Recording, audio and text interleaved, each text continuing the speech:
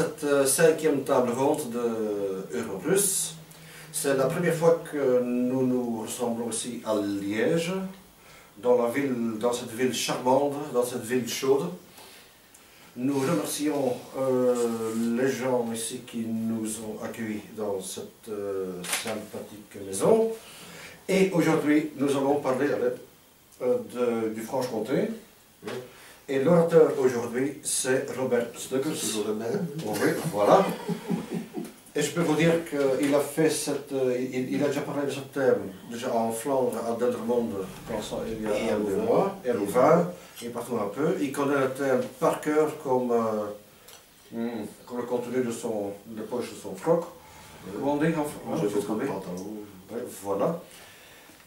Et pour le reste, je passe la parole à Robert Stuckers. S'il vous plaît.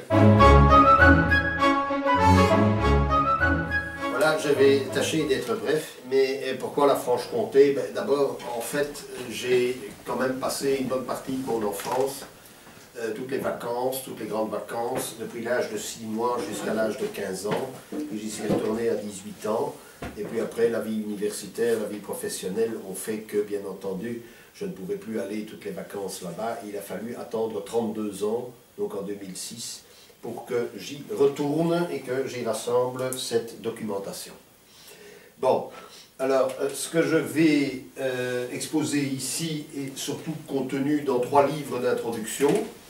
D'abord, le que sais-je sur l'histoire de la Franche-Comté. Ensuite, par les mêmes auteurs, cette histoire de la Franche-Comté, mais qui commence à s'émanciper un petit peu des dogmes de la France centralisatrice, dans la mesure où celui-ci devait encore les respecter. Ensuite, cet ouvrage de notre sympathique camarade Louis-Christian Gauthier, qui a décidé, dans cette collection qui a commencé d'ailleurs par la Flandre, et qui s'est, après la Franche-Comté, a traité de l'Arménie, a évoqué un départ de sources espagnoles, notamment l'histoire de cette région qui a été envahie par la France et où il s'est déroulé un véritable génocide avant la lettre, avant celui des Vendéens d'ailleurs. Ce n'est pas la République qui a inauguré ce genre de pratique. Donc, d'abord, la question que je posais, pourquoi un séminaire ou une série de conférences sur la Franche-Comté? Parce que c'est un sujet quand même dans nos régions qui est assez inhabituel, dans la mesure où, ma foi, on s'est désintéressé de cette 18e partie des 17 provinces, de cette 18e province. On n'en compte que 17, on l'a oublié alors que son destin a été lié très étroitement au nôtre pendant plus de 3 siècles. Donc c'est un thème inhabituel, notamment dans les cercles nationalistes essentiellement en Flandre, puisque là on parle des 17 provinces dans la partie francophone de la Belgique, c'est quand même oublié depuis plus d'un demi-siècle. Je ne m'appesantirai pas davantage là-dessus, mais parler de la Franche-Comté, de cette province qui est quand même très centrale dans l'ancienne Lotharingie, l'ancien empire de Lothaire qui partait de la Frise pour aboutir à l'embouchure du Pô dans l'Adriatique, et qui n'était pas si idiot. Au traité de Verdun, qu'est-ce qu'on a partagé? On a donné à la Francie occidentale les bassins de la Somme, de la Seine, de la Loire et de la Garonne. Peut-être quelques petits fleuves entre les deux, qui ont une moindre importance. Donc, avec l'effondrement de l'Empire romain, avec l'effondrement du système routier, les seules voies navigables sur radeau, bien entendu, sont les fleuves. Donc, c'est des fleuves qu'on va partager comme axe comme moyen comme axe de circulation, comme axe de communication au sein de cet empire carolingien partagé entre les 3 petits-fils de Charlemagne. Donc cette Lotharingie, c'est tout simplement l'Escaut, la Meuse et le Rhin, la Saône, le Rhône et le Pô. C'est ça la Lotharingie. Louis le Germanique, le cadet, reçoit, lui, les fleuves parallèles de la plaine d'Allemagne du Nord, donc du Rhin jusqu'à la Vistule, et il reçoit le Danube dont il est appelé à conquérir d'ailleurs, c'est sa mission, le cours inférieur sur les Magyars, sur les Hongrois d'abord, sur les Byzantins ensuite. Donc la Franche-Comté est en quelque sorte la partie centrale de cet empire carolingien. Elle se trouve au beau milieu. Avec malheureusement finalement l'ordinateur, ça va nous prendre plus de temps. Si on voit sur une carte, elle est entre la Saône, principal affluent du Rhône, et le Doubs, qui forme une boucle avant de se jeter dans la Saône. Mais le Doubs arrive à Montbéliard, c'est-à-dire dans la trouée de Bâle, disent les Suisses, la trouée de Belfort, disent les Français, la Burgundische Pforte, disent les Allemands. C'est-à-dire le passage de la plaine que je viens de visiter, que je viens de voir des Visous. Donc il y a les Vosges d'un côté, le Jura, qui commence par une petite chaîne qui s'appelle le Lomont de l'autre côté, par où il est très facile de faire passer des armées. Et où la forteresse de Belfort, que j'ai visitée donc, il y a, pendant le congé de Toussaint, qui est une forteresse formidable, était chargée de garder cette porte de Bourgogne pour le compte des Français. Donc, géopolitiquement parlant, toute la Franche-Comté appartient au bassin du Rhône, donc est liée à la Méditerranée, mais par sa proximité avec la trouée de Belfort, elle est dans l'espace rhénan, puisque le Rhin coule à Bâle. Donc nous allons voir en quoi cela est important, en quoi cette importance géopolitique et hydrographique est connue depuis très longtemps. Nous allons le voir. C'est donc l'espace qui forme le maillon entre le bassin du Rhin et le bassin du Rhône. C'est une... elle va relier, donc, d'une certaine façon, l'Alsace, qui depuis le temps des Romains est importante, est urbanisée, Strasbourg existe déjà, puis la Rhénanie, qui est également urbanisée au temps des Romains, le Luxembourg comme la partie la plus méridionale des 17 provinces des Pays-Bas habsbourgeois, et le Baden-Württemberg qui se trouve de l'autre côté de la trouée de Bâle, au-delà de Bâle et de l'Eurach.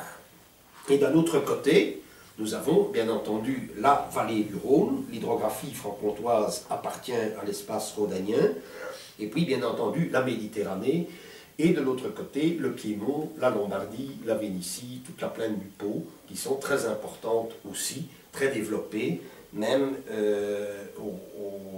au cœur le plus désolé de ce que l'on a appelé le Moyen-Âge.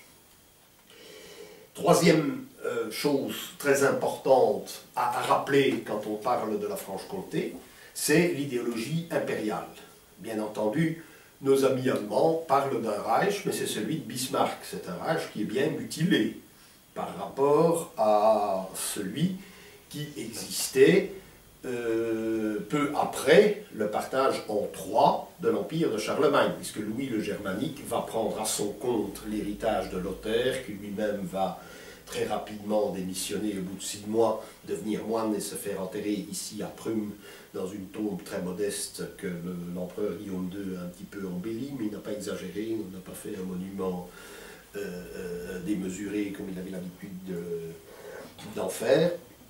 Donc sur le plan de l'idéologie impériale, eh bien, le fameux Reich allemand ne peut fonctionner que s'il est le Saint-Empire romain de la nation germanique, c'est-à-dire avec la vallée du Rhône d'un côté, qui relie la mer du Nord au bassin occidental de la Méditerranée, et bien entendu la Germanie du Nord, qui relie la Baltique à l'Adriatique avec la Vénétie. Donc ça ne peut pas, par la force des choses, ne jamais être un Reich unilingue, uniquement germanophone. Il y a des populations romanophones, il y a des populations qui parlent slovène ou tchèque dans cet ensemble, qui, dès qu'il est mutilé, provoque, comme le disait d'ailleurs très bien Julius Evola, l'effondrement géopolitique de l'Europe. Donc il est important de parler de cette province, car la perte de cette province pour le Saint-Empire au XVIIe siècle a provoqué la catastrophe, l'effondrement définitif, la Kleinstaaterei allemande, qui a duré jusqu'à Bismarck. Donc, tout ça est évidemment oublié en Flandre parce qu'on a hérité de l'Allemagne aussi un nationalisme qui est exclusivement linguistique, sans frontières naturelles. En Wallonie, il y a quelques quelques écrivains, Nothomb, le vieux Nothomb, Pierre Nothomb, à la fin de sa vie, y pensait. Gaston Compère y a pensé dans son livre sur Charles le Téméraire. Et il y a peut-être dans vos éditions Racine quelques vieux Belgicains qui ont la nostalgie de Marie-Thérèse, etc. Mais tout cela reste évidemment purement académique. Le seul écrivain qui a très bien pensé cette dynamique qui appartient évidemment aux anciens Pays-Bas, à la Lorraine, à la Franche-Comté, à l'Italie du Nord et aux provinces de l'Allemagne du Sud, et le carolingien Drion du Chapois, qui avait été le fondateur du journal conservateur de Charleroi qui s'appelait Le Rappel, qui a disparu maintenant, et où le dernier représentant d'une espèce de droite intellectuelle a été Paul Vendôme. Enfin, ça ne pissait pas très loin, malgré tout le respect qu'on doit à ce vieil homme qui a aujourd'hui disparu. Donc Gaston Compère, lui, en parle très bien dans son livre sur Charles le Téméraire, que je recommande chaleureusement, parce que c'est un véritable traité à la fois éthique et politique.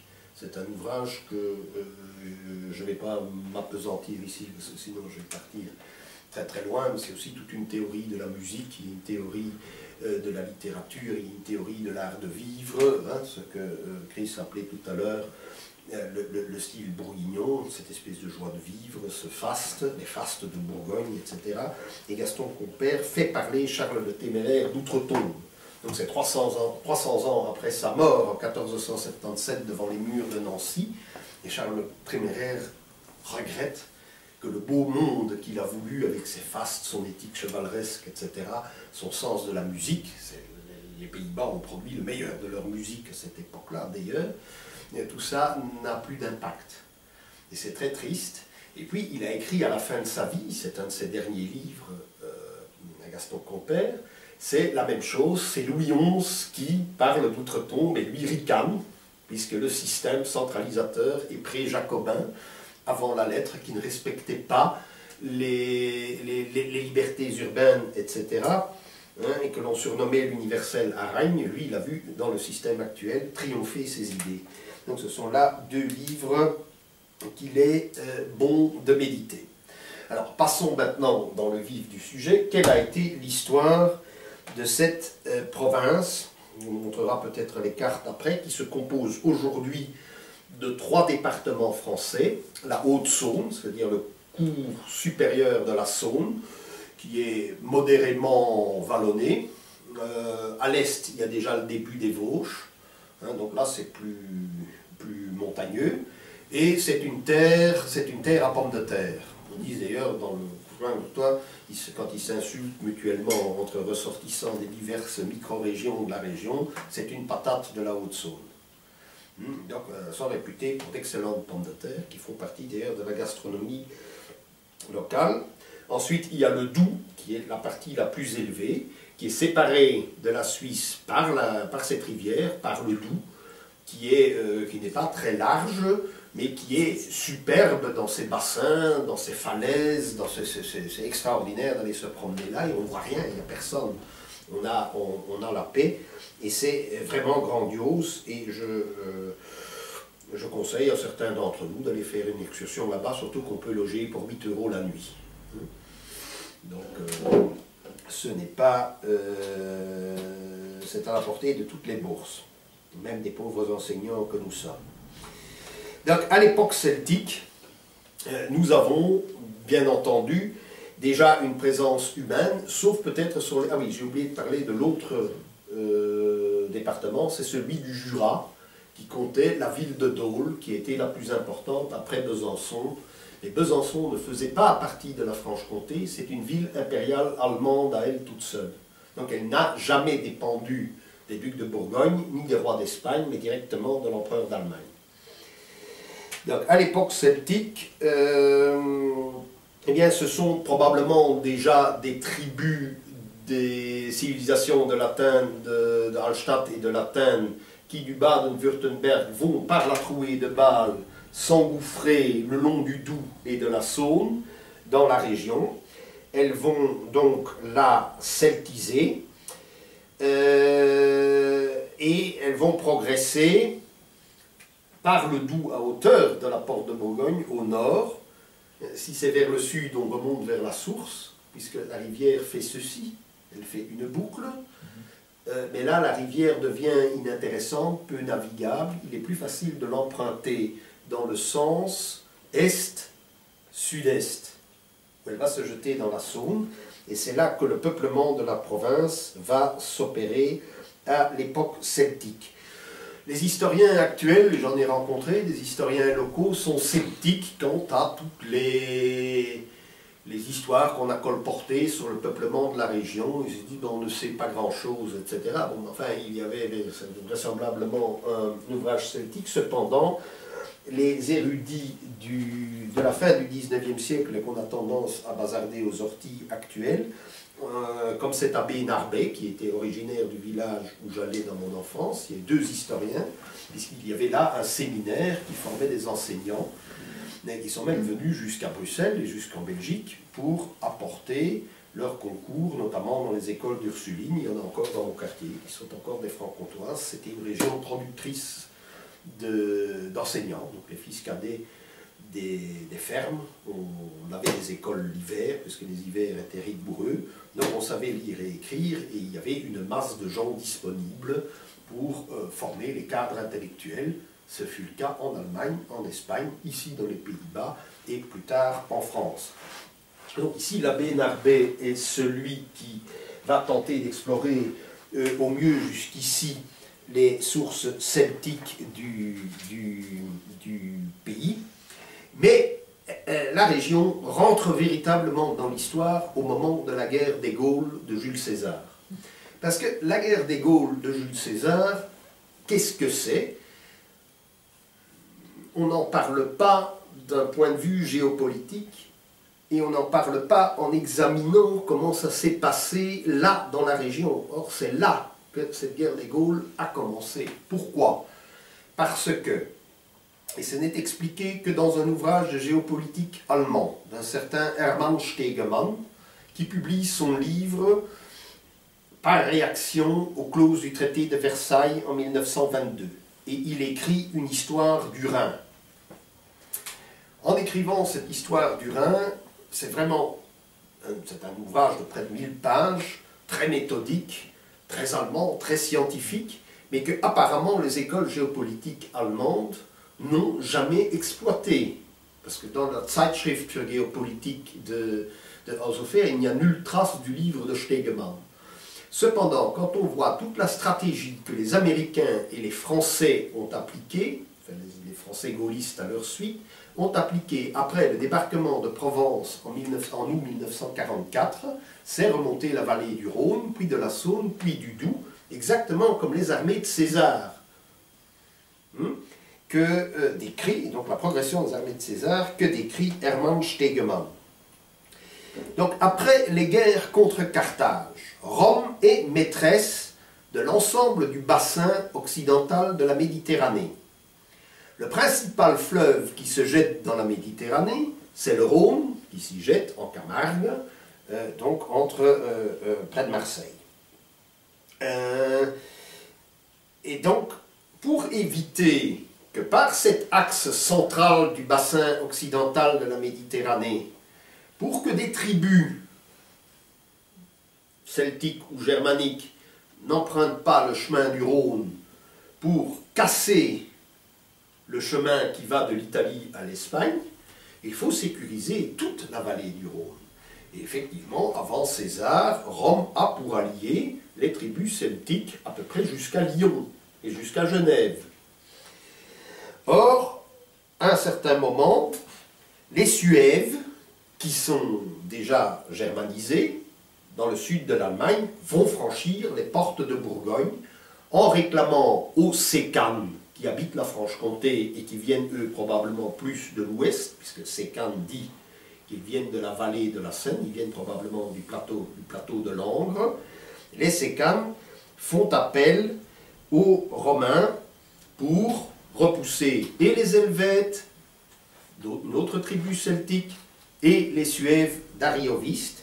Et César va avancer ses troupes quelque part, on pense vers la petite ville de Baume-les-Dames, ou plus au nord déjà vers Montbéliard. Le choc aura lieu, mais ce n'est pas une bataille décisive. Arioviste n'est pas écrasé, il repart de l'autre côté du Rhin, mais il laisse sa cavalerie comme mercenaire à César, et César va ensuite conquérir le reste de la Gaule pour sécuriser cet ensemble gaulois et protéger l'héritage romain de la guerre contre Carthage, l'héritage romain, conserver la Méditerranée occidentale. Donc le premier raisonnement géopolitique, il y a 5 raisonnements géopolitiques qu'il faut retenir pour comprendre l'histoire de cette région et l'histoire ultérieure aussi, qui veut conserver le Rhône à Marseille, doit maîtriser le cours de ses principaux affluents, c'est-à-dire la Saône et le Doubs. Alors, deuxième raisonnement, qui veut conserver la vallée du Doubs, c'est-à-dire pratiquement l'ensemble de la Franche-Comté, puisque le Doubs l'englobe, qui veut conserver la vallée du Doubs, doit verrouiller la porte de Bourgogne, doit verrouiller la trouée de Bâle ou de Belfort, et donc barrer la route à tout mouvement de population ou de troupes qui vient de l'est du Baden-Württemberg.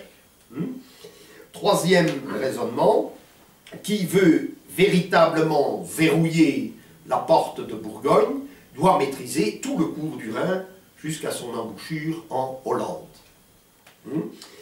Et quatrième raisonnement, qui veut conserver la vallée de la Saône, dans laquelle se jette le Doubs, doit conserver le plateau de Langres, où les principaux fleuves de France actuelle, du nord de la France, prennent leur source. Il y a la Saône qui se jette dans le Rhône, mais il y a la Seine, il y a la Marne et il y a la Meuse. Donc il faut contrôler tout cet ensemble, tous ces bassins fluviaux, celui de la Meuse et celui de la Seine en même temps. Et là, il faut faire un rappel historique. Ce raisonnement géopolitique, qui est celui de César apparemment, sera aussi celui de von Liechtenstein et de Metternich en 1813-1814, quand les troupes autrichiennes passent par la trouée de Bâle. Il y a d'ailleurs un tableau immense dans le musée militaire de Vienne qui montre l'entrée du prince de Liechtenstein en Alsace et dans les Vosges, accompagné de son petit poufon noir avec des clochettes, qui est accroché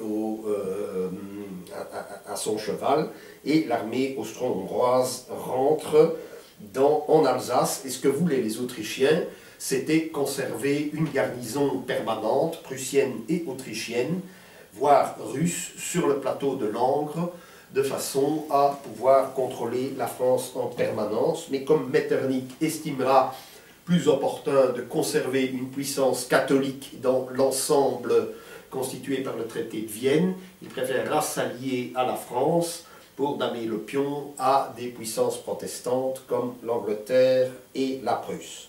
Ce qui nous amène au cinquième raisonnement, qui veut, mais je l'ai déjà dit en quelque sorte, je l'ai anticipé, qui veut conserver le plateau de Langres doit conserver le bassin de la Seine et celui de la Meuse. Donc nous avons ici tout en résumé, tout ce qu'a signifié géopolitiquement la conquête des Gaules par César.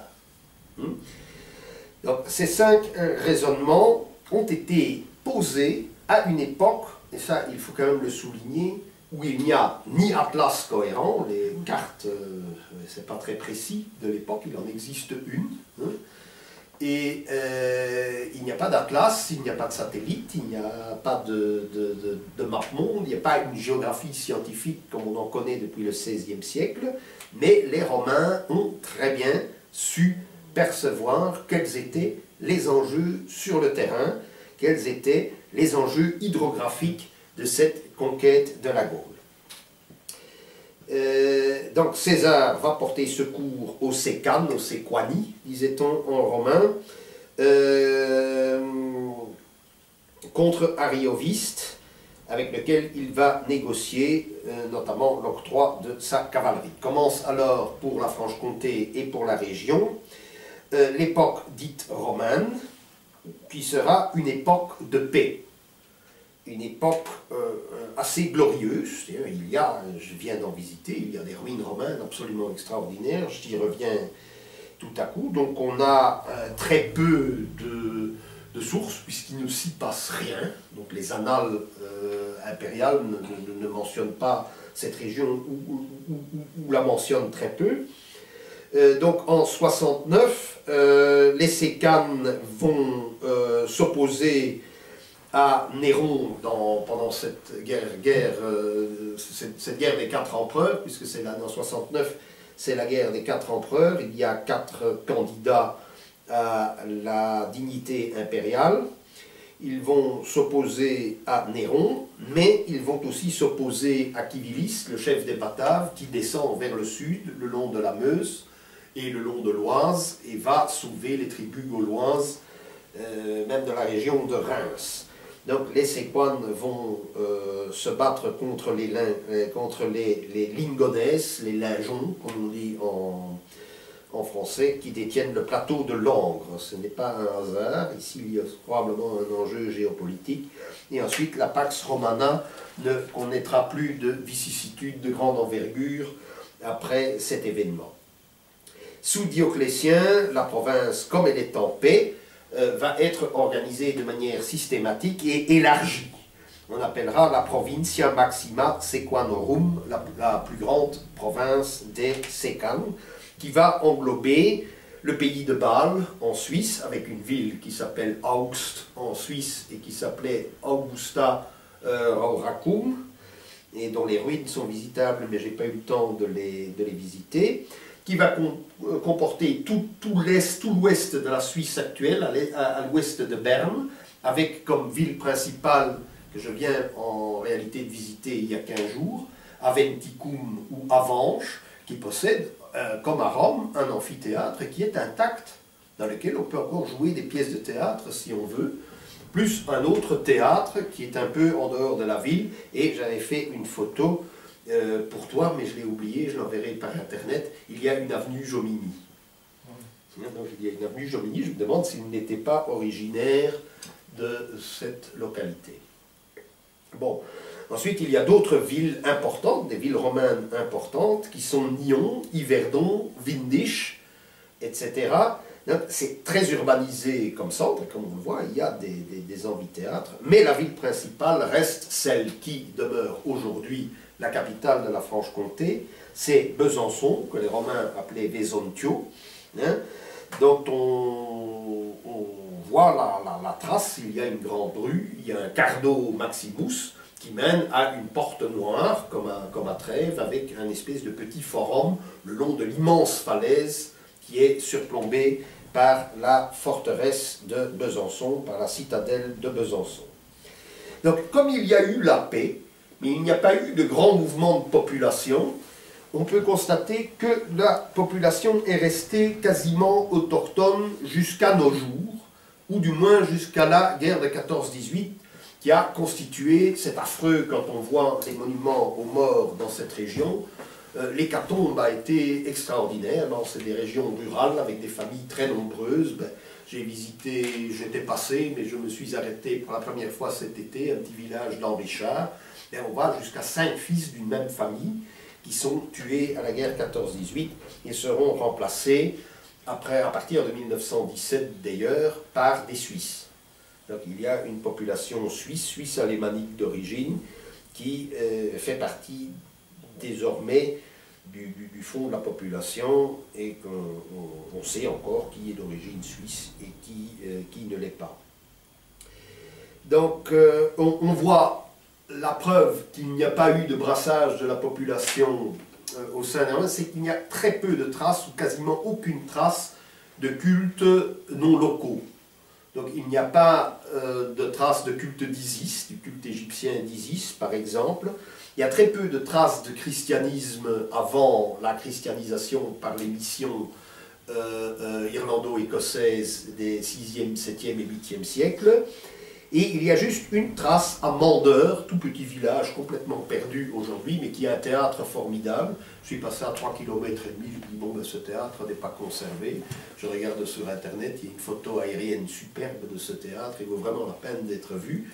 et Mandeur qui s'appelait, alors là, excusez-moi, ça avait un nom, ah oui, Epo Manduo Durum, c'est-à-dire, Durum, ben, ça veut dire le castel, je crois, en celtique, je ne sais plus au juste, le château, le castel, et Epo, c'est qu'il y avait un marché aux chevaux, le cheval est encore toujours une richesse, le cheval de trait est toujours une richesse de la région, on les appelle les béchards, ce sont des chevaux bruns, avec une très longue crinière blonde qui sont reconnaissables de loin, c'est très joli d'ailleurs dans le paysage, et Epo Manduo Durom, ou Epa Manta Durom, possédait près de Montbéliard une garnison de cavalerie probablement qui était sarmate puisqu'il y a un temple de Mitra. C'est la seule trace de cultes orientaux qu'on trouve dans la région et qui remonte à l'époque romaine. Ensuite, la deuxième ville, elle est très importante, c'est Luxovium, hein, qui est du nom d'une divinité des eaux celtiques. C'est Luxeuil-les-Bains, hein, on est en train de fouiller. Luxeuil-les-Bains, on ne voit rien. Enfin, la place, une des places de la ville, là, oui, ici, on voit très bien que la rue centrale, c'est encore un Cardo Maximus aussi. La ville est surtout très belle pour ses immeubles du XVIe siècle, qui sont conservés, qui est connue, évidemment, pour une immense abbaye, celle fondée par Saint Colomban, venu d'Irlande, pour évangéliser toute la région, y compris l'Allemagne du Sud et une partie de l'Autriche. Donc Luxovium doit son nom à une divinité locale, une divinité celtique, et Luxeuil, comme pour Saint Colomban, sera à l'époque romaine, comme ce l'était probablement à l'époque pré-romaine, à l'époque celtique, un centre spirituel, y compris dans un village tout proche, qui s'appelle Villars d'Eria, où on a des bains. Donc Luxeuil-les-Bains, c'est une ville balnéaire, c'est une ville de bains, c'est une ville, comme Aix-la-Chapelle d'ailleurs, que les Romains prisaient pour aller y prendre les eaux.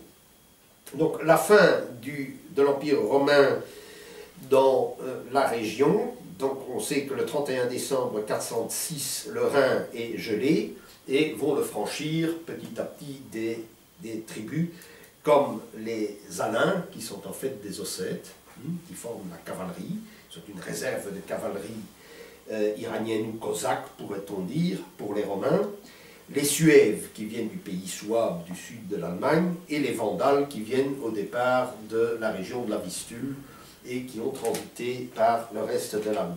Ils fuient évidemment la conquête de l'Europe centrale par les Huns et vont passer le Rhin en 406. Alors, pour la Franche-Comté, ben, que se passe-t-il? Dans le nord, ce seront les tribus dites les Alamans, les Alamani, vont prendre le nord de la Franche-Comté, la Haute-Saône, qui a d'ailleurs un autre dialecte que le reste. Le reste est franco-provençal, la Haute-Saône est une langue d'Oïl, comme le français du Nord, ou comme le Lorrain. On ressemble fort au Lorrain, dans le nord de la Franche-Comté. Donc là, on a une trace en 450-460 du passage des Alamani, qui prennent Mandeur et la ville de Nantua dans la Bresse. Ils ont donc suivi apparemment le Doubs et le Rhône pour arriver à Nantua, dans la Bresse, qui correspond au département de l'Ain, exactement, hein, et qui a été impérial jusqu'en 1601. On verra que c'est très important aussi de savoir que ça a été impérial jusqu'en 1601. Et dans le reste, eh bien, elle est peuplée de Burgondes, venus de Suède par l'Oder, par l'Allemagne centrale, on va voir transiter les Burgondes, qui vont recevoir ce que les Romains appelaient, à juste titre d'ailleurs, la Sapaudia. Et la Sapaudia, c'est le pays des sapins. Sapin est un mot celtique en français aussi. Donc la Sapaudia, du nom celtique, le pays des sapins. Effectivement, c'est des bois de sapins comme en forêt noire qui sont à perte de vue. Il y a des panoramas encore, parce que bon, on verra que les Français vont complètement massacrer plus de la moitié de la population ou la faire émigrer. Donc les bois ont repris leur dessus, puis 14-18, une autre saignée, plus des pestes, etc., vont faire que la densité de population n'est tout de même pas très importante. Il y a encore moyen de voir un paysage sans traces humaines. Il y en a beaucoup, et ce sont effectivement des forêts de sapins interminables. Donc l'empereur Majorian, de 456 à 461, va donner ce territoire de forêt aux Burgondes, en charge de défricher. Les Burgondes sont donc des fédérati, des alliés de Rome, dans cette région cruciale qui protège le Rhône et le bassin occidental de la Méditerranée. Ils ont pour mission de bloquer les Alamans en Alsace et dans le pays de Bâle. Et c'est à partir de ce moment-là, par cette présence des Burgondes alliés de Rome, qu'on va avoir la notion d'un Burgundischer Reich, d'un royaume des Burgondes, qui va s'étendre de la Franche-Comté jusqu'à la Méditerranée, puisque les Burgondes vont eux aussi dominer ensuite le Dauphiné et la Provence.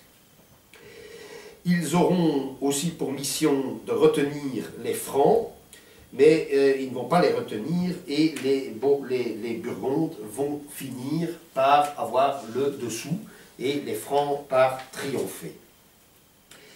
Donc, Majorianus a tenu exactement le même raisonnement que César lors de la conquête des Gaules.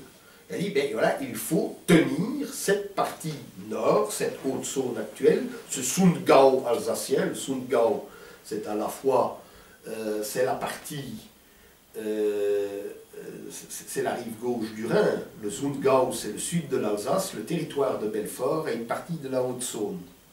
Tandis que le Breisgau ou le Breisgau, c'est la région de Fribourg, de l'autre côté du Rhin. Donc, il tient le même raisonnement que César. Si les Burgondes sont les maîtres de la Saône et du Doubs, eh bien, et ils tiendront en même temps les grands lacs de Genève et de Neuchâtel, et barreront la route à tous les peuples qui voudront franchir la porte de Bourgogne. Alors, malgré tout, on va en laisser rentrer quelques-uns, par la pression, et puis les Burgondes, ben, ils ont quand même transité, ils ne sont qu'une toute petite élite, évidemment, c'est une toute petite élite qui tient un territoire qui est immense. Il faut donc des alliés, et ces alliés seront des Bavarois, qu'on appelait les Bajuwaren, une famille de Bavarois, qu'on appellera les Varasker, ou les Varasques en français. Ils vont tenir le plateau du Haut-Doubs. Et pas selon les historiens, notre cher collègue de la région là-bas, mais qui est très républicain dans ses raisonnements, qui semble apeuré d'en faire d'autres, mais d'après le brave abbé Narbé, les Varasques vont commencer le défrichement de ce haut plateau, qui était quand même inaccessible jusqu'il y a peu de temps. Je viens de faire une photo. Pour accéder depuis la vallée du Doubs jusqu'au haut plateau, il y avait une route qui faisait la moitié de la pièce. Donc il suffisait de la barrer, c'était le long d'une falaise. Maintenant on a creusé un tunnel à côté et on a fait de cette route un panorama. On voit évidemment tout le plateau que je viens de voir sous une épaisse couche de neige. Il a neigé très fort dans la région. Donc il y fait très froid et donc jusqu'ici, pas possible d'avoir un accès par chemin de fer, etc. Donc en 1870, les Allemands renoncent à occuper le haut plateau, parce qu'ils se disent, bon, mais s'ils ont miné cette toute petite route, eh ben, on va se retrouver en pas et ça ne vaut pas la peine. Donc ils ne sont jamais remontés jusque-là. C'était le même cas, probablement à l'époque, et le défrichage va commencer petit à petit. Ce qui donne raison à l'abbé Narbé, c'est l'onomastique. Les noms sont bien burgondes ou alamans ou bavarois. On voit un mélange de tout. Il y a des noms alémaniques, on peut voir la différence, et il y a des noms burgondes. Donc, nom alémanique, c'est E, M, le foyer, et les noms burgondes, c'est Hansch. Il a donné Hans, avec un H, H-A-N-S. Donc, un village qui s'appelle Frambois. Ça voulait dire en burgonde la baraque des grandes gueules. Donc ça c'est Dauzat qui le dit, c'est pas seulement l'abbé Narbé, c'est Dauzat, le grand spécialiste français de l'étymologie et des noms de lieux. Pour l'abbé Narbé, Et ça c'est intéressant parce qu'il y a des mots de grec dans les dialectes des hauts plateaux. Cela signifie, et ça c'est une hypothèse qui n'est pas idiote, c'est que certains ostrogoths de la région de Ravenne en Italie se sont repliés après la conquête byzantine. Et alors il y a un mélange de dialectes germaniques et byzantins et grecs dans la région. Par exemple, comment dit-on un garçon? Il a eu un garçon, et là c'est ein Bub, comme en bavarois. Hein? Donc même dans le dialecte franco-provençal, il y a des traces de bavarois. Alors, ensuite, de nouveau, les temps seront très cléments, enfin il n'y aura pas de catastrophe après l'arrivée successive des Alamans, des Burgondes et des Marasques dans la région. Il y a des temps de paix, les Vikings n'atteindront jamais la région, donc il n'y aura jamais d'invasion normande. Les Magyars vont passer un peu en Haute-Saône, mais seront arrêtés par les forêts de sapins. Les peuples de la steppe ne rentrent pas facilement dans des zones de forêt, et puis ce n'était pas à leur conseiller d'ailleurs. Les Sarrasins vont certes remonter la vallée du Rhin, apparaître sur les bords du lac Léman et essayer de poursuivre jusqu'aux vallées dont ils ne sont pas revenus, disent les chroniques arabes. C'est vrai que quand on rentre dans le Valais, encore actuellement, quand nous sommes allés camper, les bons démocrates suisses avaient voulu installer des réfugiés de Côte d'Ivoire ou du Nigeria dans le village où nous étions. Et alors la commune a dit non, on a dit oui, mais l'immigration c'est une loi fédérale. Alors on a dit oui, mais non. Alors la police est venue pour imposer la dizaine de Nigérians. Eh bien on a simplement mis le canon qui était confié à la commune en batterie, et on a dit si vous rentrez, on vous tire dessus. Donc les Nigérians se sont perdus quelque part à Genève, et on ne les a jamais vus dans les vallées du Valais. C'est encore la Suisse romane, ça. Le Valais est entièrement roman. Sauf peut-être les deux derniers vallées à l'est sont germanophones. Mais au début, effectivement, c'est très, très roman, avec un parler assez savoureux d'ailleurs. Donc la population, de nouveau, sera toujours cette masse autochtone celtique, avec quelques éléments germaniques, alémaniques, bavarois et burgondes. En 843, donc, au traité de Versailles, la Franche-Comté fait entièrement partie de l'héritage de Lothaire et le restera jusqu'en 855, jusqu'à sa mort. Il y aura ensuite Lothaire II jusqu'en 869.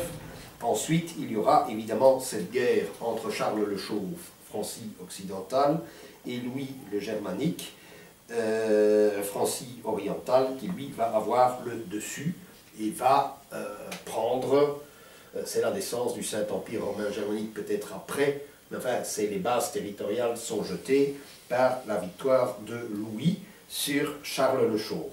Donc en 888, la Franche-Comté est gouvernée, enfin, cette partie de Bourgogne dont les frontières ne sont peut-être pas encore très très définies. En 888, le duc Rudolf, qui porte le titre de duc de Transjurane, donc ce qui est au sud du Jura, va fonder le nouveau royaume de Bourgogne, avec de la Saône au Rhône, et qui va comporter aussi le sud de l'Allemagne, la Souabe, le Brisgau, toute la Suisse et toute l'Alsace.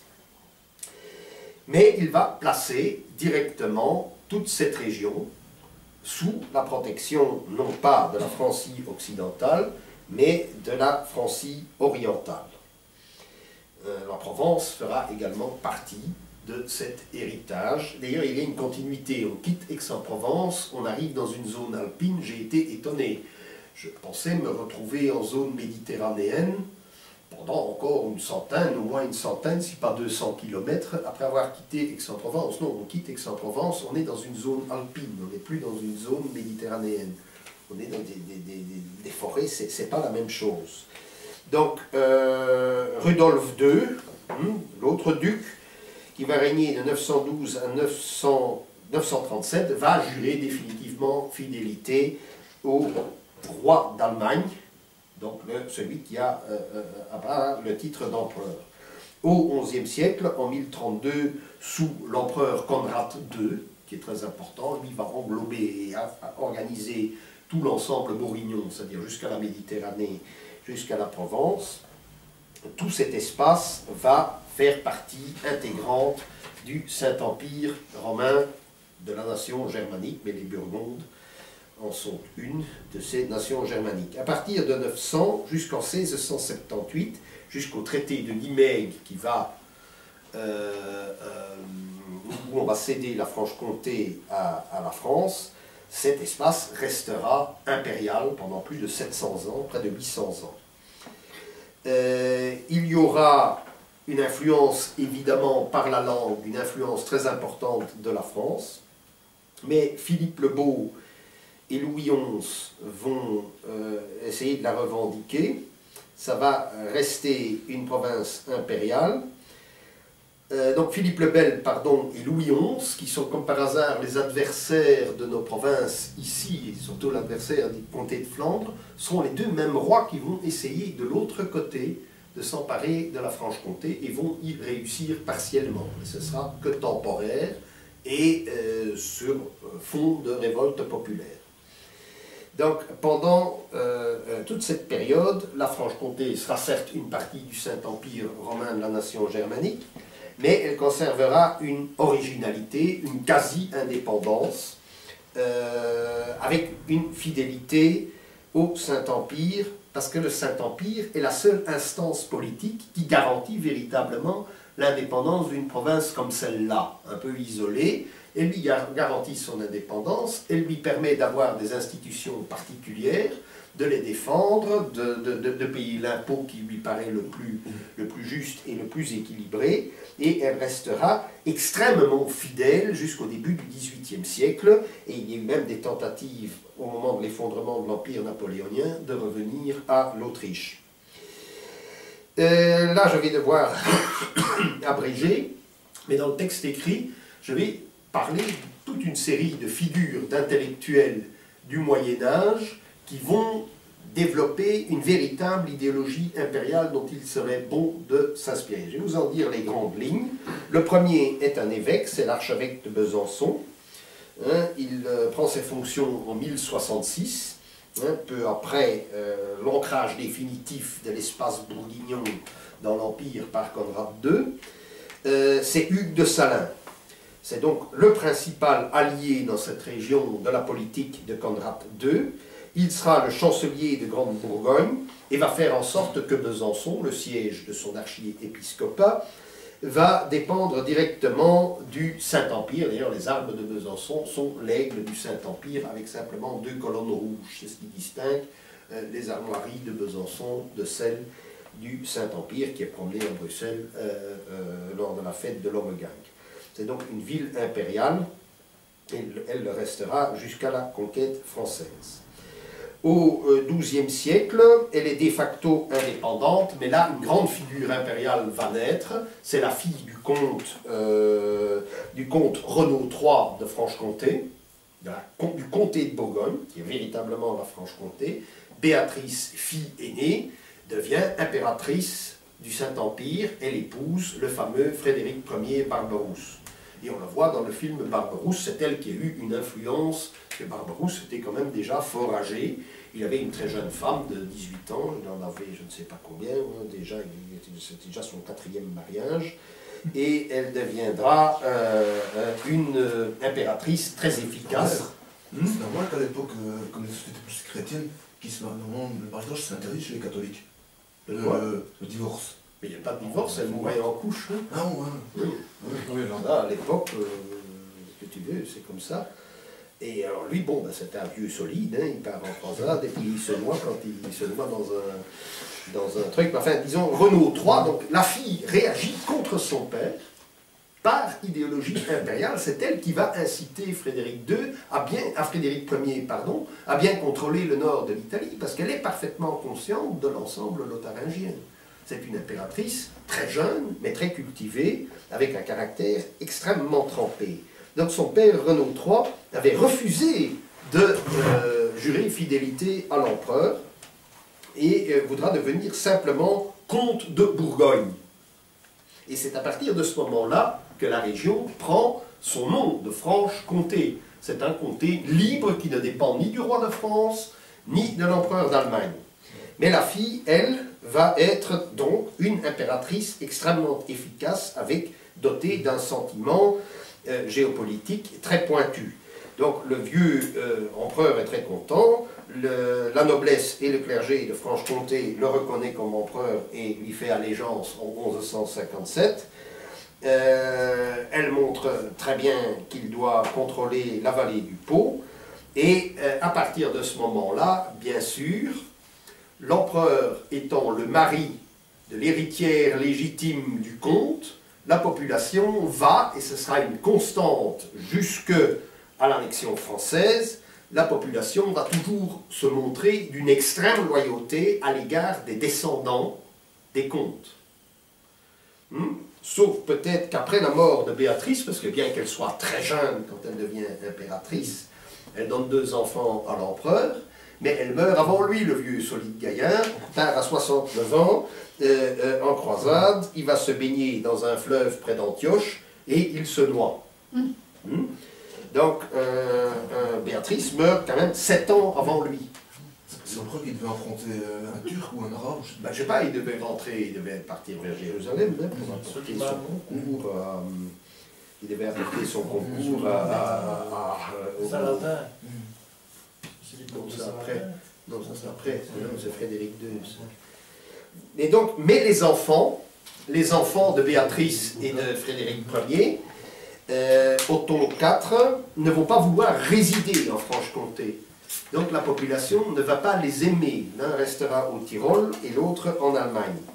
Et Otto IV ne va pas être aussi fidèle à l'institution impériale que sa mère. Il va devenir allié du roi de France, Philippe le Bon, tout simplement, alors qu'il est un palatin du Saint-Empire, et il va donner sa fille, Jeanne de Bourgogne, au fils du roi Philippe le Bel, tout simplement pour avoir de l'argent sonnant et trébuchant, parce qu'il allait faire la fête. Ce n'est pas un politique, c'est un jouisseur, et il reçoit 100 000 livres françaises, plus 10 000 livres par an, tout au long de sa vie. Et la France va gouverner la Franche-Comté à cette époque-là, et lui résidera en Allemagne et encaissera l'argent. Donc on voit que Philippe le Bel, qui a quand même des problèmes d'argent, va, pour tenir cette province géopolitiquement, de même que la Flandre, est prête à tous les sacrifices, prête à dépenser une fortune pour tenir ce centre de l'ancien espace lotharingien. Et le roi de France va commettre malgré tout une erreur. Il va fusionner le comté de Bourgogne avec le duché de Bourgogne. Et à partir de ce moment-là, la France sera pour la première fois à l'est de la Saône. Ce qu'il ne faut jamais lui laisser faire. Et en 1301, il y a une révolte en Franche-Comté, comme il y en aura une en 1302 à Bruges. Il y aura une révolte contre Philippe le Bel. Alors, le XIVe siècle est un siècle très triste pour la province. Non, oui, d'abord parce que c'est la fin de l'optimum climatique européen. Et là-bas, je viens de m'en apercevoir, c'est un froid très vif, c'est un froid très sain. Mais ça, Perlipopette, il fait froid. C'est le pôle du froid en Europe occidentale. Il n'y a pas région plus froide. Quand on descend en Suisse, on dit ouf, on est en Méditerranée ici. Il fait mais vraiment extrêmement froid. Or, c'est la fin de l'optimum climatique médiéval, donc il n'y a plus de vin dans une bonne partie de la région, sauf un peu dans le Jura maintenant. En 1348, ils sont extrêmement affectés par la peste qui arrive jusqu'ici. La période française, comme aujourd'hui la République, l'annexion de la France, signifie la ruine économique. Actuellement, cette région, pour une bonne partie, est ruinée économiquement. Il suffit de comparer les deux vallées. Donc le Doubs passe au milieu, et puis il y a 2 plateaux qui sont surmontés par une route de crête. Côté français, ben, il y a un bus, il y en a 2 par semaine. Donc il y a un autobus qui fait 2 fois par semaine. Donc j'ai rencontré une vieille dame, 85 ans, dans dans un froid de canard, mais elle tient le coup, apparemment, elle a vécu toujours là-dedans. Je lui dis, madame, mais qu'est-ce que vous faites? Ah ben, je vais au cimetière, je m'en vais au cimetière. Au cimetière. Où ça? À Baume-les-Dames. Donc, elle devait venir en taxi de son village. Elle était venue la veille, et le bus n'est pas passé, parce qu'il était en panne. Donc, elle a logé chez une cousine. Elle a attendu, elle a mangé des gâteaux à la pâtisserie et elle a bu du café. Elle attendait à 2 heures pour voir si le bus allait venir. Je ne sais pas. Bon, apparemment le bus est passé, donc elle va à Montbéliard. Là, elle prend un train, parce que dans la vallée du Doubs, il y a un train. Elle prend un train, elle va déposer des fleurs sur la tombe de son mari. Elle va reprendre le train, puis elle va attendre 2 jours le bus. Donc voilà, ça c'est la France, voilà ce que la France a fait d'une province qu'elle a voulu absolument conquérir pour des motifs stratégiques. Donc les gens vont travailler en Suisse, mais il n'y a que 3 ponts.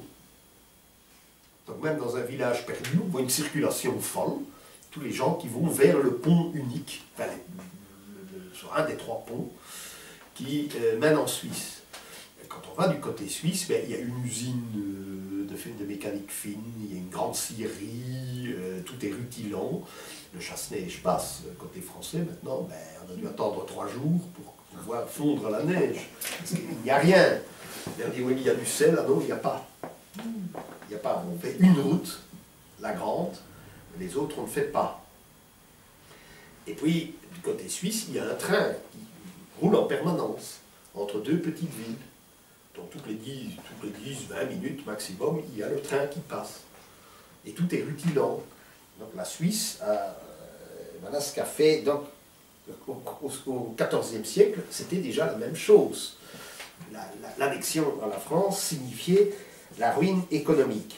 Manque de peau en 1360, deuxième peste, plus des bandes de mercenaires français qui ne sont plus payés puisque Philippe le Bel est ruiné, qui a la peste de l'autre côté, qui rançonnent la population, on les appelait les routiers. En 1369, là, ça c'est la date clé, hein, donc le duc de Bourgogne, Philippe le Hardi, va épouser Marguerite de Flandre, et à partir de ce moment-là, à partir de 1369, pendant 3 siècles, le destin de la Franche-Comté sera lié à celui des Pays-Bas. Et puis il y a, bon, donc, le début du XVe siècle est florissant, puisqu'on est de nouveau lié, on n'est plus sous la domination française, jusqu'en 1477, à la mort de Charles le Téméraire à Nancy, il y a la 2e invasion française, comme il y en a une également en Picardie et dans le Hainaut et dans le sud de la France. La Franche-Comté est-elle à son tour envahie par les troupes françaises. Il faut aussi savoir que les autres ducs de Bourgogne, Philippe le Hardi a comme fils Jean sans peur, qui épouse une princesse bavaroise. C'est pour libérer le Danube qui part en croisade à Nicopolis, en Bulgarie. Mais c'est une tendance bavaroise. Il faut savoir que la famille de Bavière hérite de la Hollande, du Hainaut et de la Frise. Et de la Zélande, non, de la Hollande, de la Zélande et du Hainaut, qui sont bavarois. Quand cette vieille tante va mourir, ça va revenir aux descendants de Jean sans peur, à la logique dynastique. Donc Philippe le Bon, donc on voit souvent dans une historiographie allemande ou dans une historiographie flamande, c'est un prince français. Non, il est à moitié bavarois. Et son cœur penche plus du côté de la Bavière. Il leur veut organiser ses croisades contre les Turcs pour conquérir l'ensemble du bassin danubien. Il fait ce fameux vœu du faisan pour lequel on a une pièce musicale absolument extraordinaire du XVe siècle. Il fait le vœu du faisan à Lille, malheureusement il a lui-même la goutte, il bouffe trop. Il crée l'ordre dans la toison d'or, et il faut faire, et ça c'est le binôme, il faut constamment, pour faire l'Europe, pour garantir une qualité de civilisation, il faut faire à la fois la guerre contre les Turcs et contre les Français, qui sont les deux anomalies au sein du continent européen. Alors, l'économie remonte, ça je viens de le dire, et c'est Dole qui devient, avec son université, la capitale de la Franche-Comté en 1386. Donc, Charles le Hardi, ou Charles le Téméraire, disent les Français, a la même vision. Il veut refaire à son compte l'empire de Lothaire. Il veut réunifier cet empire de Lothaire, mais il va se heurter aux Suisses et à celui qui les paye, c'est-à-dire à Louis XI, l'universel Aragne, et il mourra au combat en Lorraine.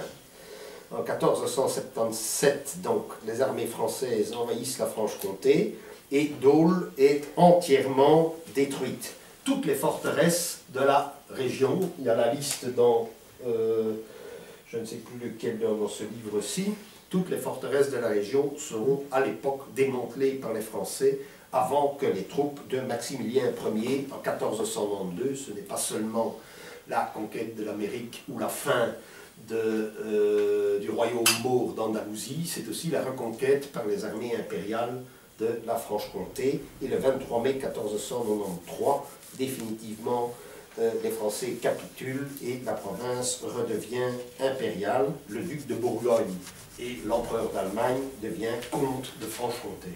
Et on l'appellera toujours le comte. Le reste ne sera pas empereur, on va le servir comme empereur, mais on le sert comme empereur parce qu'on sert le comte. Alors, la situation,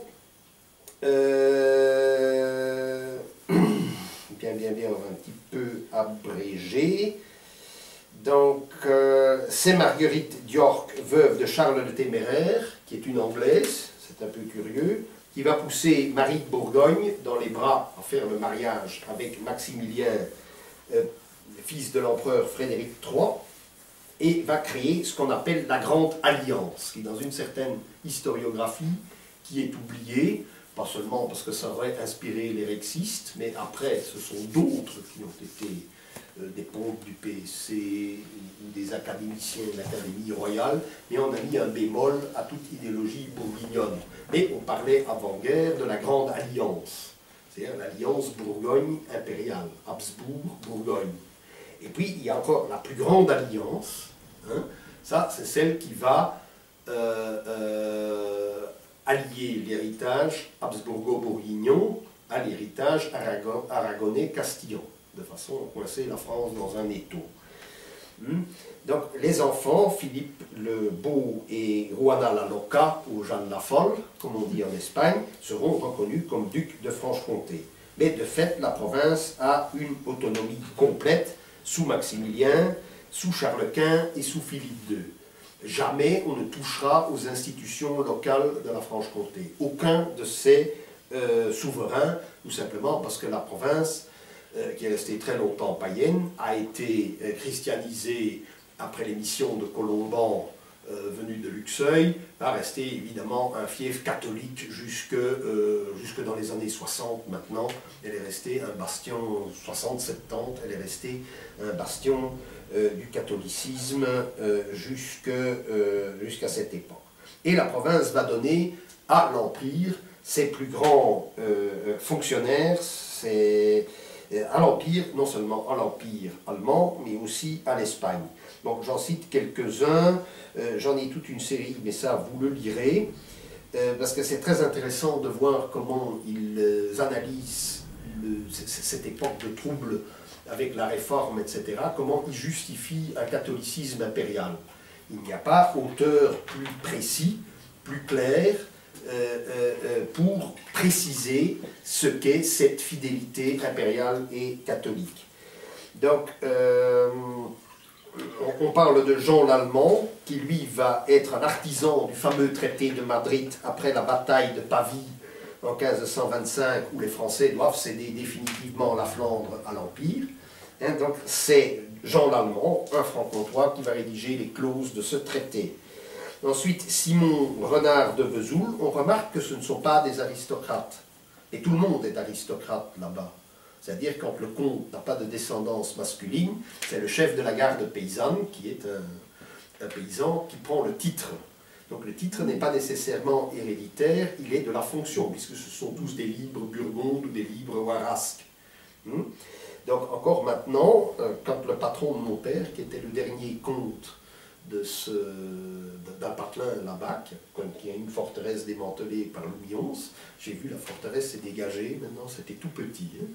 Eh bien, quand le comte, quand il est mort, à la cathédrale Sainte-Gudule à Bruxelles, tous les paysans et tous les naturels du lieu ont pu se mettre dans la cathédrale avec tous les aristocrates belges ici qui se demandaient ce que ces bouseux qui étaient tous sous comme des cochons parce qu'ils avaient goûté toutes les trappistes possibles et imaginables sur la grande place en attendant la messe d'enterrement, tout ce qu'ils faisaient là, mais non, puisqu'ils sont nobles de par le fait qu'ils habitent les Franches-Montagnes. Bien, et que certains ont eu une branche de leur famille, anoblie d'ailleurs, au cours de l'histoire, quand il n'y avait plus de descendance masculine chez leurs prédécesseurs. Donc Simon Renard de Vesoul est aussi un personnage très important dans l'histoire européenne, c'est un conseiller de Philippe II, et qu'est-ce qu'il fait? C'est lui qui va administrer le mariage de Philippe II et de Marie Tudor, donc la fusion de l'Espagne et de l'Angleterre, qui n'a malheureusement duré que 3 ou 4 ans. Donc c'est lui qui va forger cette triple alliance entre l'Empire, l'Espagne et la Grande-Bretagne. Ensuite, le plus connu est Pernod de Granvelle. Donc il y a deux Pernod de Granvelle. Il y a le Granvelle qui a été évêque ici et qui a été l'ami de Philippe II du duc d'Albe, qui n'a pas laissé de bons souvenirs, mais il y a son père. Donc Nicolas Pernod de Granvelle, natif d'un tout petit patelin qui s'appelle Ornans, va devenir l'ambassadeur de Charles Quint en France. Il va naître en 1468, mourir en 1550. C'est probablement la plus grande figure du XVIe siècle et on ne le connaît pas. L'université de Besançon lui a enfin consacré une biographie complète. Encore, Pernod de Granvelle s'appelle Monsieur Pernod. Ce n'est pas un aristocrate non plus au départ. Mais ce qu'on remarquait dans ces provinces, c'est que quand une famille parvenait sur plusieurs générations à tenir sa ferme, surtout c'était principalement des paysans qu'on cherchait, mais ici c'est pas un fermier, c'est pas un paysan, c'est pas un propriétaire terrien, c'est un forgeron de qualité. La région a connu de très beaux forgerons, on fabriquait notamment des faux qu'on exportait dans toute l'Europe. Il fallait une faux de cette région pour être sûr de faire une bonne moisson. Donc il est descendant, 6 générations de forgerons vont se succéder. Et à la 6e génération, il y a ce Nicolas Pernod de Granvelle qui va étudier, ce Nicolas Pernod, il n'est pas encore de Granvelle, hein, il va étudier à Dole et il va rentrer, c'est un impérial dans la mesure où il est sous l'influence d'Érasme. C'est-à-dire, il y a le recours on reste catholique parce que c'est la meilleure solution, on ne va pas chercher des élucubrations de type théologique et devenir protestant. Non, on va rester catholique, même si on ne va pas faire de bigotisme et qu'on va se référer à l'Antiquité. Donc c'est un disciple d'Érasme. Tout le Saint-Empire de Charles Quint au début et l'Espagne jusqu'à Philippe II va être sous l'influence idéologique d'Érasme de Rotterdam. Et lui, en tant que franc-comtois, est un érasmien de cette région. Il devient diplomate en 1519 grâce à l'entremise d'un autre franc-comtois qui s'appelait Mercurin d'Arbois. Il venait d'Arbois, dans le Jura, où on fait un bon vin jaune. Mais il n'est pas connu dans l'histoire sous le nom de Mercurin d'Arbois, mais de Mercurino Arborio de Gattinara, puisqu'il était, c'est lui qui dirigeait de facto l'Espagne, le cardinal de Gattinara, qui va prêcher la croisade et même y participer. Mercurin d'Arbois est celui qui va donner une tonalité anti-française à toute la politique impériale. Donc c'est Gattinara qui va prendre son compatriote Pernod au service, et ensuite Marguerite d'Autriche va le remarquer, la tante de Charles Quint, et il sera nommé, grâce à Marguerite d'Autriche, le premier conseiller de Charles Quint, le chancelier de l'Empire. C'est lui qui va faire l'alliance avec Doria en Méditerranée occidentale, donc le pirate génois qui va se mettre sa flotte au service de la flotte espagnole et impériale et va chasser les Turcs du bassin méditerranéen, du bassin occidental de la Méditerranée. Et même chose, il va développer un projet impérial et espagnol où il faut lutter toujours conjointement contre le français et contre le turc et bien entendu contre les protestants qui sont des séditieux intérieurs. Je vais ici malheureusement abréger, mais il y a toute une école que Nicolas Pernaut va créer, toute une école qui va perdurer tout au long des XVIe et XVIIe siècles. Philippe II laissera la province en paix, ne cherchera jamais à lui imposer quoi que ce soit, tout simplement parce qu'il n'y a pas de protestantisme dans la région, il n'y a pas de velléité protestante, donc il ne va pas imposer un régime comme il est en train de le faire aux Pays-Bas, parce qu'il y a eu des débordements en 1566, notamment les iconoclastes qui fracassent toutes les églises, et ça, il n'en veut pas. Alors, c'est à partir de ce moment-là, à partir des troubles qu'il y a dans les Pays-Bas, que la Franche-Comté va acquérir une importance stratégique encore plus pointue qu'à l'époque de César. Parce que ici, c'est des sources espagnoles. Bien entendu, il y a deux livres du même auteur, mais c'est celui-ci, Una Pinca en Flandes, qui explique quelle a été la stratégie. La Franche-Comté, j'ai les cartes de toute façon ailleurs, mais la Franche-Comté va servir de transit pour faire passer les troupes de Gênes à Milan, de Milan à Luxembourg et à Namur pour se déployer dans les Pays-Bas. Donc les troupes espagnoles vont systématiquement faire le chemin à pied. C'est pourquoi on appelle cette route qui franchit les Alpes par la Savoie qui est alliée à l'Espagne et par la Bresse qui est encore savoyarde à l'époque, puis la Franche-Comté, la Lorraine qui est alliée de l'Espagne, le Luxembourg et puis le Namurois. Donc là, les troupes vont transiter systématiquement par ce que les Espagnols vont appeler El Camino Espagnol, le chemin espagnol. Donc la région va être jalonnée de postes pour le fourrage des chevaux, d'auberges pour les soldats, etc.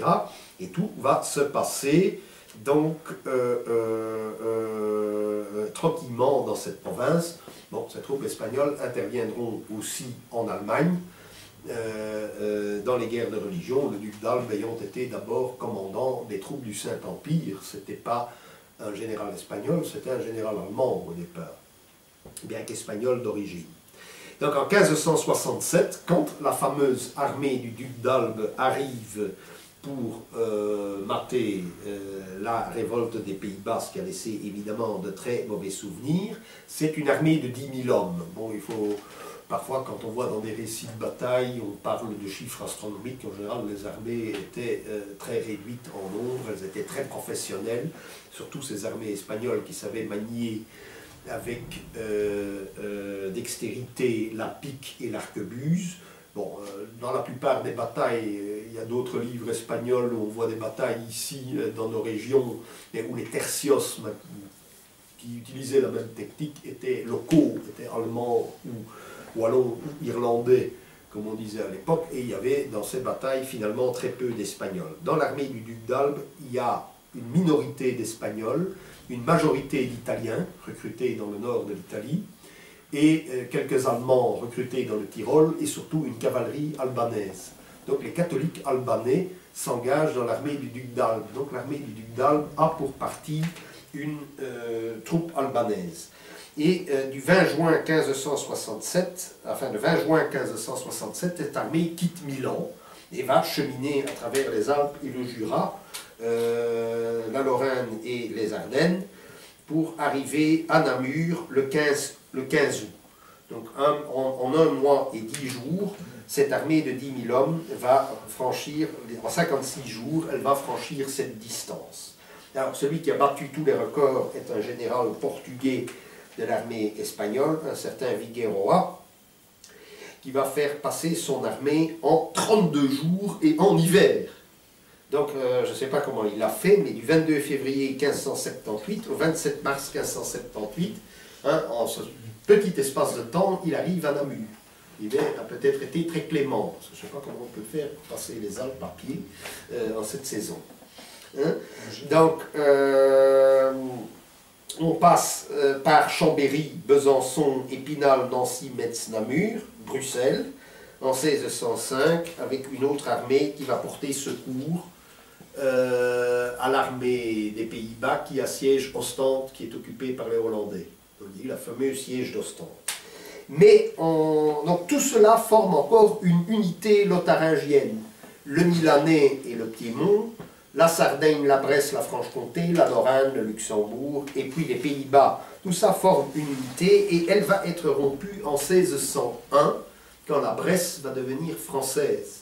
Donc là, il y aura aussi une bataille pour prendre Genève. Les catholiques, enfin les Savoyards, vont essayer de prendre Genève avec une armée de secours espagnole pour pouvoir transiter par Genève. Mais les Savoyards ne prendront pas Genève. C'est la fête nationale de la République de Genève. C'est le fait d'avoir résisté aux Savoyards. Je l'ai appris la semaine passée aussi, donc ils vont la fêter le 12 décembre. Mais alors ils passeront après non plus par la Franche-Comté, mais par la Suisse et le sud de l'Allemagne. Donc ça c'est El Camino espagnol. Mais en attendant, nous arrivons au début du XVIIe siècle et les Français savent qu'il faut prendre ça pour neutraliser l'arrivée de troupes espagnoles dans le nord, comme sur le flanc sud. Bien sûr, le Dauphiné et la Provence peuvent être prises par ce côté-là. D'ailleurs, Charles Quint ne s'est pas privé pour faire descendre des troupes savoyardes en Provence. Alors,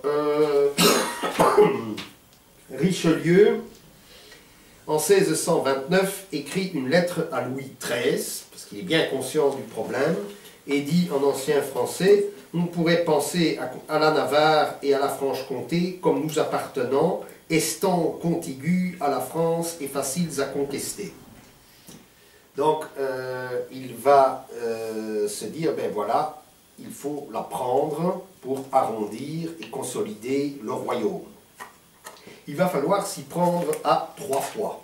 Donc il y aura 3 guerres atroces qui vont ravager cette province de fond en comble.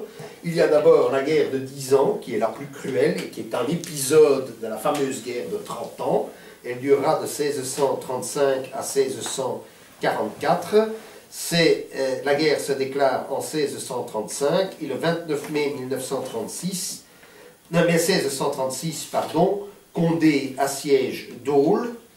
Et le 14, les Français doivent se retirer parce que l'armée impériale arrive pour soulager la capitale de la Franche-Comté. Donc les troupes sont majoritairement allemandes dans ce cas-ci, elles viennent de Souabe. Alors la deuxième tactique, les Français vont ravager tout l'arrière-pays, vont couper les blés avant qu'ils ne mûrissent, et vont incendier aussi les foins pour que les chevaux ne puissent pas avoir à manger. Donc tous les villages vont être brûlés de fond en comble et les alliés protestants des Français, c'est-à-dire l'armée de von Sachsen-Weimar, avec des mercenaires suédois recrutés partout, mais essentiellement en Écosse et en Irlande d'ailleurs, vont ravager tout le haut plateau, dont on voit encore des traces aujourd'hui. Il n'y a rien, aucun édifice qui date d'après la guerre de 10 ans. D'après la guerre de 30 ans, il n'y a aucun édifice, toutes les églises sont postérieures. Hein, sauf qu'il y a encore le petit donjon du village où je vais là à 8 € la nuit parce qu'il n'y a pas de concurrence, sinon il n'y a personne. Là, le donjon, il est encore roman, donc on peut croire que le donjon de la tour de l'église a survécu à ce qu'on appelait les Schwettes. Donc dans le patois, Schweden, les Schwettes, et les expressions dans le langage populaire existent toujours. Il est méchant comme Weimar, comme le maréchal, il est méchant comme tu es méchant comme Weimar, ou bien tais-toi, mange ta soupe, sinon les Schwettes vont venir te chercher. Donc ça reste encore actuellement, et tout le Haut-Doubs jusqu'à Pontarlier, près de Genève, vont être systématiquement ravagés. Donc par les Français à l'ouest, par les troupes de Saxe-Weimar qui étaient hétéroclites. Et là va se dresser pour la première fois une guerre des partisans. Donc c'est un certain Claude Prost, surnommé capitaine Lacuzon, qui va organiser les partisans franc-comtois contre les envahisseurs, qu'ils soient français ou suédois. Mais en 1643, les Français gagnent la fameuse bataille de Rocroi à nos frontières et la guerre se termine, mais la France n'a pas conquis la Franche-Comté. Elle est ravagée, elle n'existe plus. Il y a dans cet ouvrage-ci l'histoire de la migration vers la Suisse et vers l'Italie de plus de la moitié de la population. Donc ce fut un véritable génocide. La province comptait 400 000 habitants, comme aujourd'hui à peu près. 400 000 habitants avant la guerre, en 1630-1635. Elle n'en compte plus que 215, mais on a la preuve que 30 000 immigrés lorrains, suisses, savoyards ou bourguignons sont venus s'installer dans le province. La moitié de la population a été massacrée ou a émigré vers l'Italie. La deuxième tentative aura lieu en 1668. Donc en 1667, Louis XVI fait valoir ce qu'il appelle les droits de la reine et réclame la dévolution des provinces de Flandre, de Luxembourg et du Palatinat en Allemagne et de la Franche-Comté. Donc c'est ce qu'on a appelé la volonté des réunions. On va réunir à la France au nom du traité des droits de la reine. Et ça, ici, à l'université de Louvain, l'abbé Stockmans va réfuter, de même que Rubens. Rubens qui n'est pas seulement un peintre, mais un grand diplomate impérial et espagnol.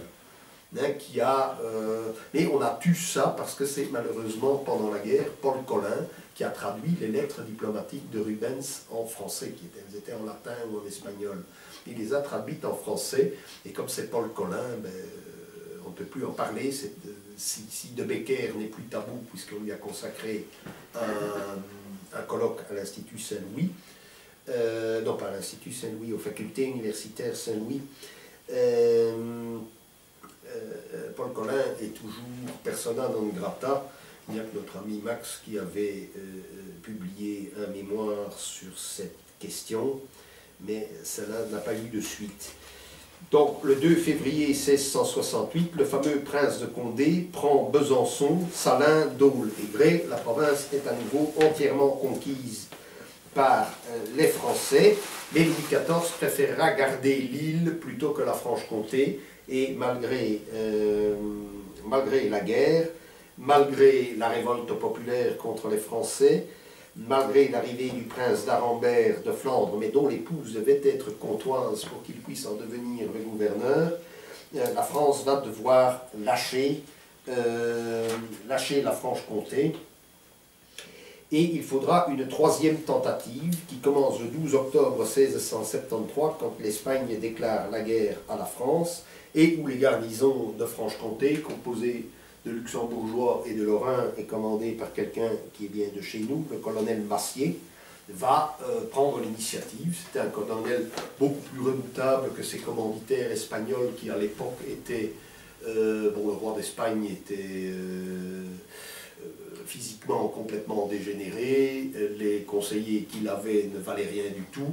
Rubens, ben, c'était déjà plus son temps était passé où il était déjà mort, mais il restait ce colonel Massier qui lui va prendre les devants et avec l'armée comtoise et lorraine va envahir la Bourgogne française et va atteindre les murs de Dijon. Mais comme il ne recevra aucun subside ni aucun renfort, il va devoir se retirer et les Français vont contre-attaquer très violemment. Alors eux qui aiment rappeler Oradour sur Glane, c'est eux qui ont commencé cette tactique, notamment en Franche-Comté, déjà dans leur première tentative de conquête, mais à Arcet, on enferme toute la population dans l'église et on y fout le feu. Alors le colonel Massier, qui ne devait pas être un tendre, a dit, comme ça, on va égorger tous les prisonniers à Pont-Droide et on va les jeter dans le Doubs. Donc il va tenir certainement l'est de la province, mais Besançon va tomber, d'abord la ville, ensuite la forteresse, et les Français vont tenir leur position, de même que Massier, et c'est ainsi que Montbéliard, Mumpelgard en allemand, restera württembergeoise jusqu'à la Révolution française. Donc la partie est, du côté de la trouée de Belfort, les Français n'ont pas le dessus, mais ils ont envahi l'Alsace. Ça fait que cette anomalie, ce Montbéliard württembergeois, va être encerclé et que le Palatinat, à ce moment-là, va être ravagé par les armées de Turenne. Donc la Franche-Comté va devenir française, bien que ce soit sous l'Ancien Régime une province réputée étrangère, c'est-à-dire qu'on ne la considère pas. Les parties du Hainaut et les parties de la Flandre qui sont annexées sont considérées non pas comme françaises, mais comme étrangères à l'intérieur du Royaume de France. Même chose pour la Lorraine, la Franche-Comté et l'Alsace. Alors, la bourgeoisie et une partie de la noblesse vont s'assimiler.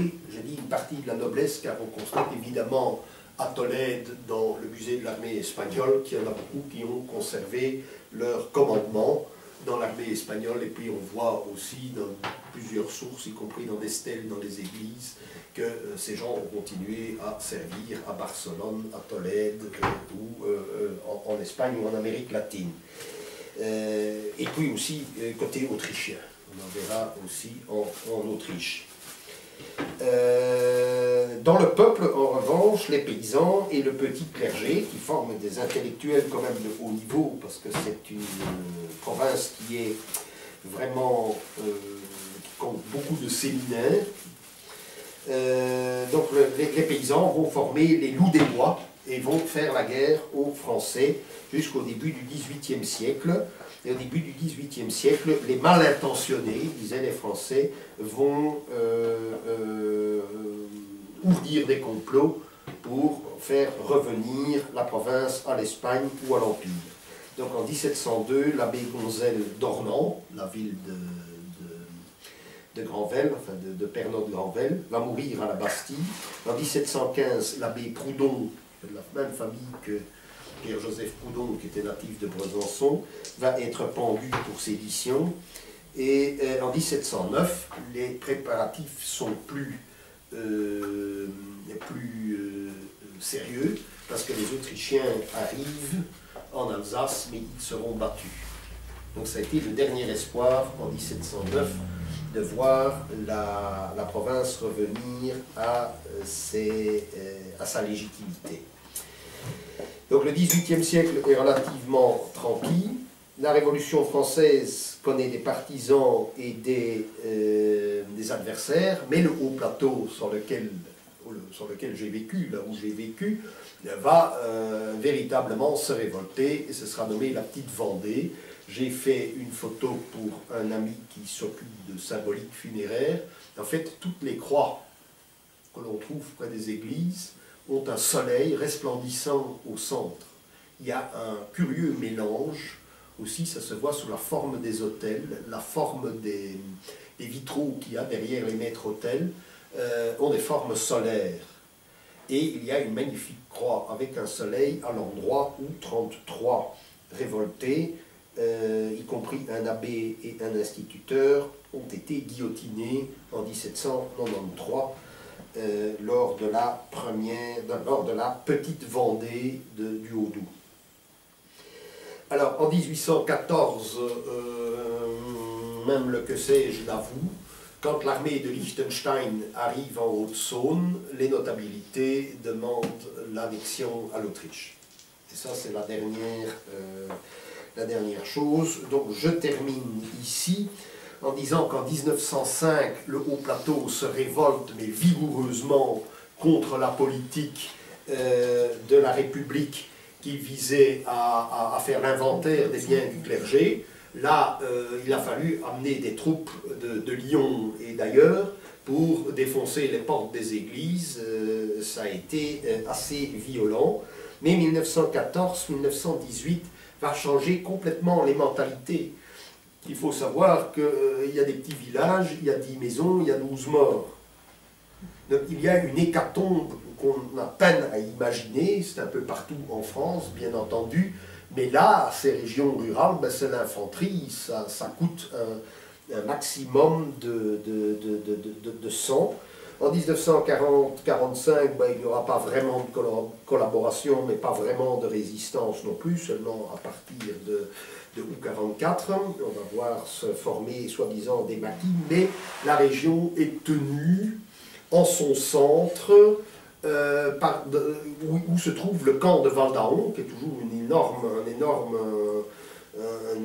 énorme infrastructure militaire de l'armée française aujourd'hui, mais la garnison de Val-d'Aon est occupée par des soldats ukrainiens qui ne vont pas se battre à partir du moment où les troupes américaines, françaises et énormément de Marocains du Rif vont transiter par la région.